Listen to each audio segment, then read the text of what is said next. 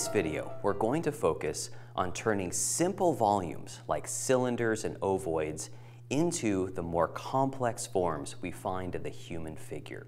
So this simple overlapping form is an excellent way to start to communicate the human torso. And just like our ovoid, we can place in latitude and longitude lines to start giving our viewer the sense of which direction this form is facing. Now, one thing about this two-chambered volume is oftentimes it can change directions. So for example, you can see the top chamber appears to be facing up, while this bottom section of it appears to be facing down. So it's an incredibly flexible volume that does a great job at illustrating the position and the bends and twists in the torso.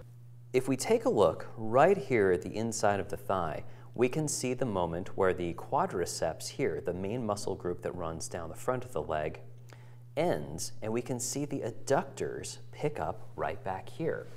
So again, this is going to look like I'm actually sculpting the form for the leg. So I'm going to add on a section back here for the adductors and lightly draw in the boundary of the quadriceps. So now it actually appears that we're going to have one cylinder running here, but a second cylindrical form coming and intersecting our larger cylinder before coming down and completing the bottom of the leg here. So when we describe this with cross contour, again, you can even see in the reference photo that we have this line coming up and over the cylindrical form through the adductors before moving toward the cylinder of the leg and then coming up and over the quadriceps before disappearing behind the form.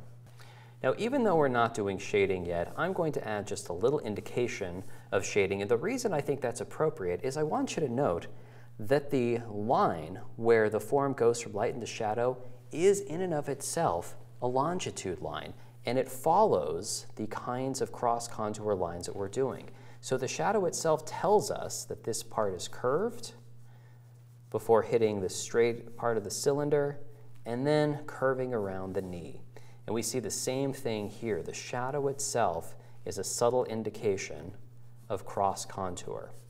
Remember, you always want to start off a drawing using the most basic forms and slowly build complexity. But these cross-contour lines applied intelligently to your drawing, along with some enhanced line quality, are one of the best ways to start to deal with all of the complexity of the human figure.